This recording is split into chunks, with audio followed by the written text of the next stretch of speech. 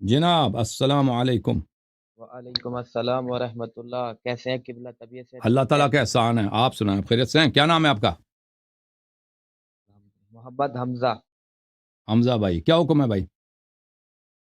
کس شہر سے کال کیا؟ جی ہم؟ جی کس شہر سے کال فرمایا؟ نہیں سمجھ آئی آغاز صاحب آپ؟ کہاں سے کال کیا آپ نے؟ میں پنجاب سے، ضلع جنگ سے بات کر رہا ہوں۔ جنگ سے، اوکے جناب، کیا حکم ہے؟ بولیں، کیا کہنا چاہتے ہیں؟ میرا سوال ہے باغ فدق کے بارے میں۔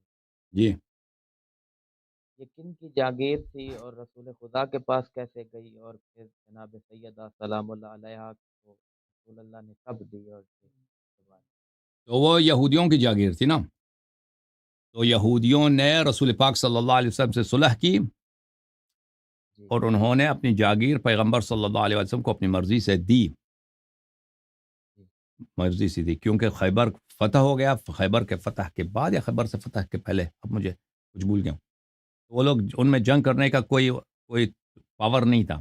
انہوں نے کہا کہ ہمیں قتل نہ کیا جائے، ہم آپ کو یہ جائیداد دے دیتے ہیں، صلح کر دی، تو پیغمبر صلی اللہ علیہ وسلم کی وہ ملکیت خاص بن گئی، اس میں کسی نے جنگ نہیں ہوئی فتح میں۔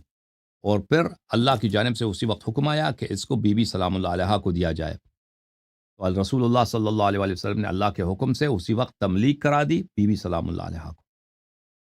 جی جی اور یہ ملتا ہے کہ کسی صاحب نے پھر باغ فدق کو چھین لیا اور پھر واپس بھی دے دیا، اس کے بارے میں کیا؟ کس نے چھین لیا؟ کس نے واپس دے دیا؟